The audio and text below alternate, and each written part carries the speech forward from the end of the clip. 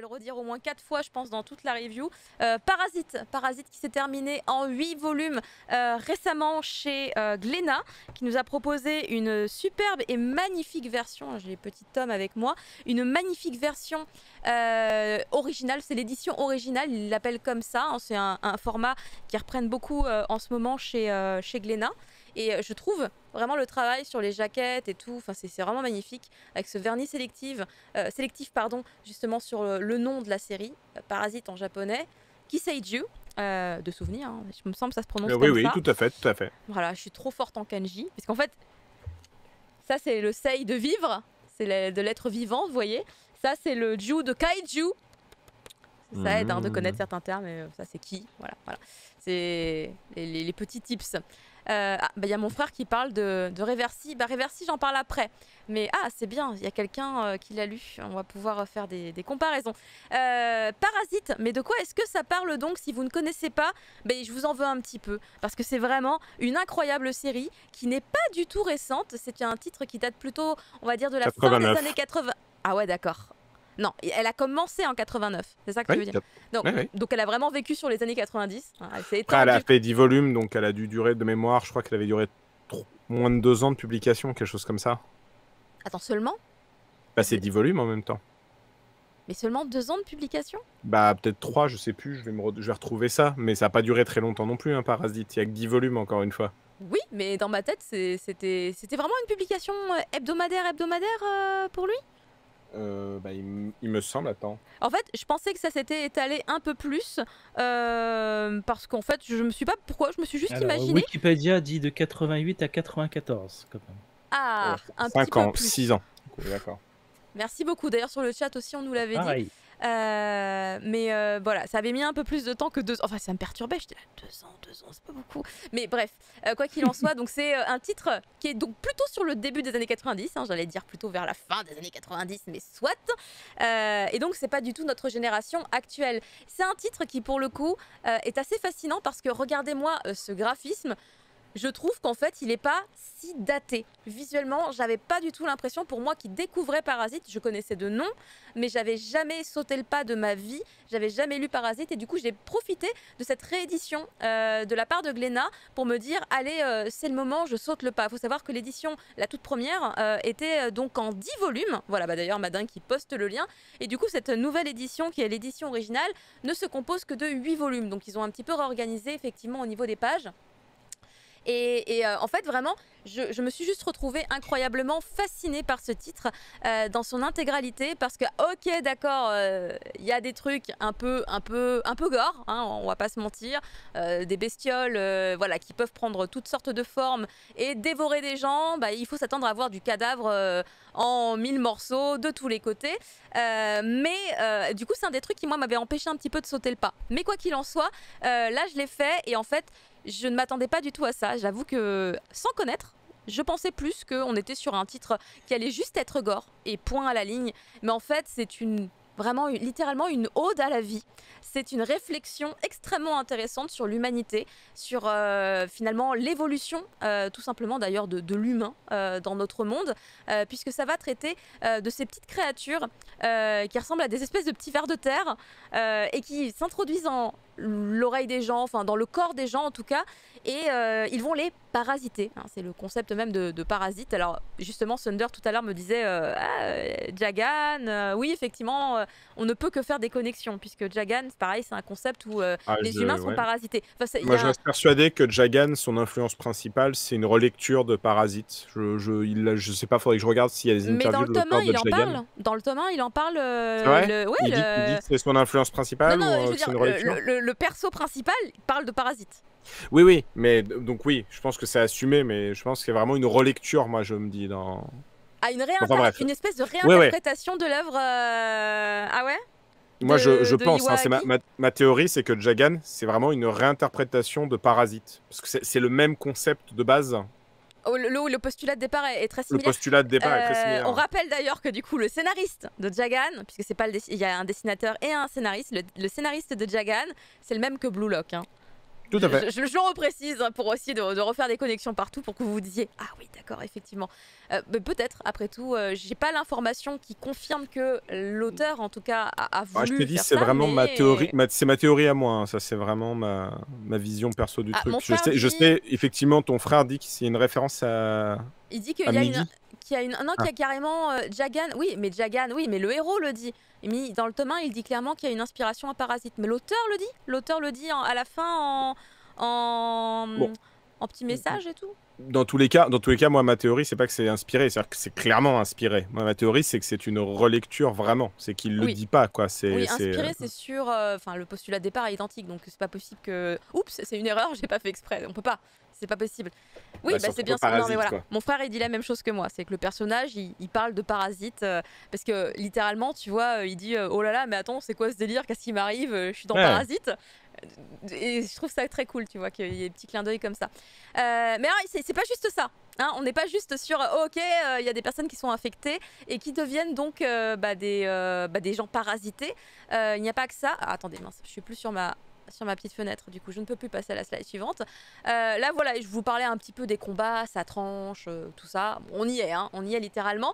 Et vous avez à droite, du coup, notre héros, mon dieu, bah, j'ai tout lu là et j'ai déjà oublié son prénom. Merci, Shinichi. Oh putain, j'étais là genre, il y a Ichi dedans, mais c'est quoi? Shinichi, qui est genre on va dire le parfait jeune homme lycéen. Il est très gentil, il est très humain, on va dire en un sens, si on peut apporter des valeurs au terme humain.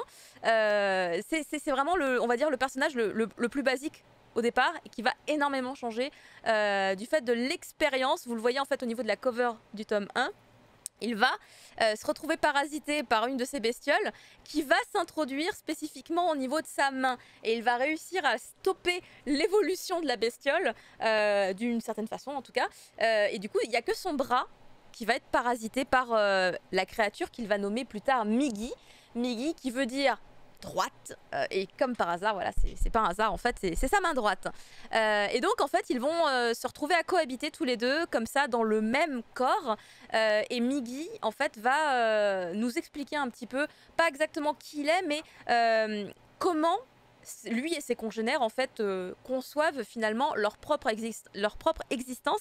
Et ce que j'ai trouvé très intéressant, c'est qu'à travers finalement l'intégralité de tout ce qu'on va apprendre et découvrir au fur et à mesure des aventures de ces deux protagonistes en un seul corps, c'est que finalement, on nous explique que notre manière à nous, dans notre société, d'être humain, d'être des gens civilisés, etc., bah c'est pas systématiquement les trucs les plus naturels en fait. On se rend compte que notre société finalement c'est un amas, un ensemble, un cumul on va dire de conventions sociales, une histoire, notre histoire en fait qui fait également que notre société est actuellement telle qu'elle est, mais que du coup pour cette entité, hein, pour Migi, pour cette créature, il y a plein de trucs qui sont pas normaux, hein, qui sont pas logiques. Il a par exemple pas du tout d'empathie. Migi, le concept de l'empathie, bah il y a pas. Et du coup, il va plus raisonner comme, je pense, des êtres entre guillemets plus primitifs. Alors qu'il est très intelligent parce qu'il apprend très vite.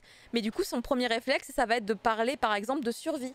On va beaucoup aborder le thème de la survie.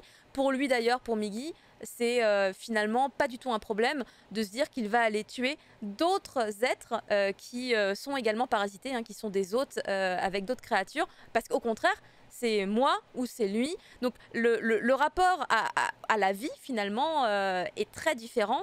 Vraiment on est sur des valeurs qu'on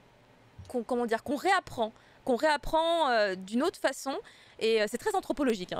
C'est une œuvre vraiment très anthropologique et très poétique, parce que l'auteur a énormément de réflexions justement sur le sens de notre existence et de ce qui est en train de se passer dans notre société. Et à travers finalement la création de ces créatures qui vont être quand même assez nombreuses, hein, je ne vais pas vous le cacher. Migi n'est pas le seul, du tout, hein, ils sont quand même pas mal.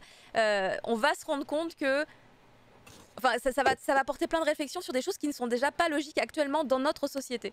Ça apporte la réflexion par exemple sur le fait que ces créatures, pour vivre, elles sont supposément censées devoir bouffer des humains. C'est un peu chiant, c'est un petit peu relou en un sens parce qu'on n'a pas envie de se faire bouffer, c'est logique.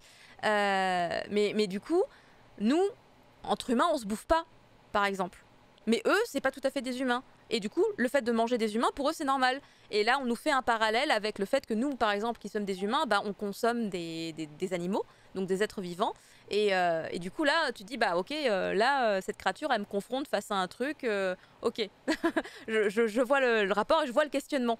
Et en fait, ça va être également sur plein d'autres points. Par exemple, sur les derniers volumes, on aborde beaucoup le thème alors de la vie, mais le fait de survivre, mais pas en mode je suis en guerre ou je suis au bout de ma vie et il faut que je survive, mais plus en mode je voudrais que la vie continue, que ma vie puisse continuer au-delà de ma propre vie. Donc dans plus l'idée de faire continuer notre propre espèce au-delà de l'aspect plus individuel également. Donc c'est vraiment plein de réflexions que j'ai trouvées très intéressantes parce que c'est pas forcément des questions que je me posais et je trouvais que l'auteur il abordait tous ces thèmes de manière assez ludique finalement. Alors c'est bizarre de dire ludique parce que quand même il y a tellement de violence quand même dans ce titre et vraiment il y a des trucs très gore et très trash avec beaucoup de situations qui vont mener notre héros à peut-être perdre finalement un peu de son humanité, un peu de ses qualités ou de ses défauts qui font de lui